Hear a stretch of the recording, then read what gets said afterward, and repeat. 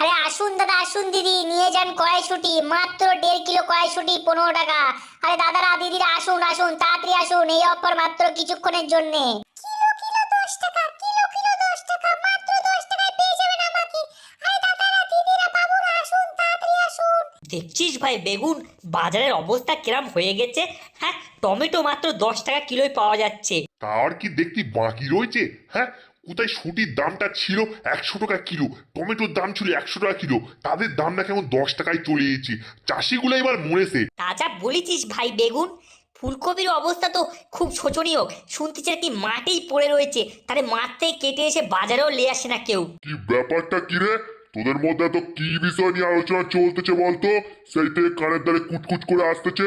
তেমন কোনো বিষয় নেই গুরু, একটু বাজারের অবস্থাটা খুব খারাপ দেখতে পাচ্ছি তো, সব জিনিসপত্রের দাম কমে গিয়েছে। এইভাবে যদি চলতে থাকে তো চাষিরা তো মরে যাবে। বিষয়টা তো ভাবার ব্যাপারে। ঠিক আছে, তোরা সব নিয়ে চিন্তা ভাবনা করিস না, তোরা ব্যবসার দিকে মন দে, আমি বিষয়টা দেখছি।